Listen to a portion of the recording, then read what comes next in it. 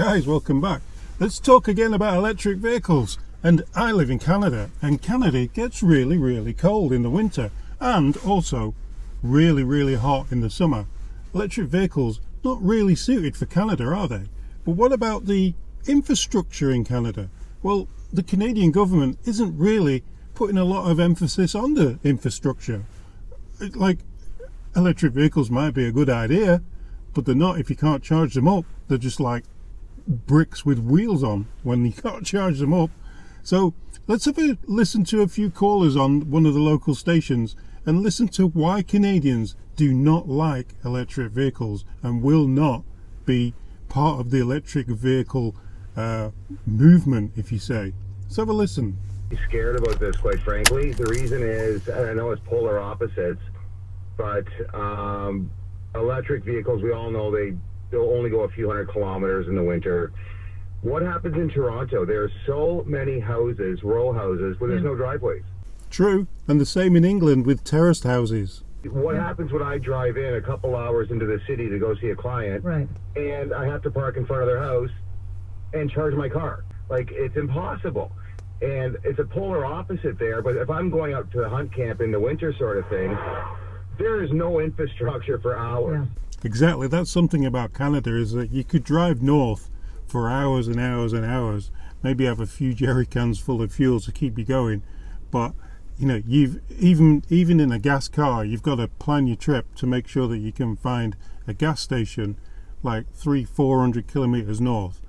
But what are you going to do with an electric car? How are you going to pump electric right up to the boonies to the cottage country to be able to charge and drive around? It just isn't going to happen.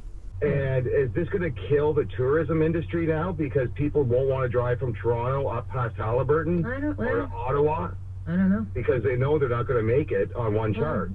Just so you know, EV car sales are down in Canada. Nobody wants one. Nobody in Canada wants an EV. Let's have a talk to Marcus. Marcus, are you going to get an EV? Absolutely not. Okay. Absolutely not. It's a waste of time. I do deliveries on a regular basis and stuff at Darlington and Pickering Nuclear. And in talking to the guys there, the grid is nowhere close to be capable of doing it. I look at it. I drive a truck for work. They're trying to do electric trucks. Yeah, good luck with that. Let me know how that works out for everybody. But if you think of it, you pass by these charging stations, and there's 2 or 3 charging stations. You pass by, you see 2 or 3 cars there. So what? When you show up, you have to wait a half hour to fill up. Yeah. It's a flawed. The thinking behind it is flawed. The real thing should be hydrogen. You don't have the range. You can just imagine range anxiety in Canada at its highest level when you're trying to get to maybe parents or something in December when it's like minus 30 degrees or minus 40 degrees, and you don't want that electric car to run out of electricity because you're gonna get pretty cold pretty fast, stuck on a highway with no electricity in your car, in your four-wheel brick. Anyway, let's go to the next caller.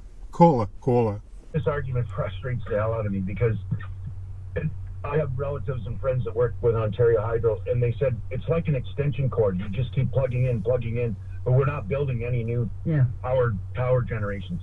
And there's a nuclear power plant coming offline in 3 years. And then now you want to throw electric cars into the mix? I don't know.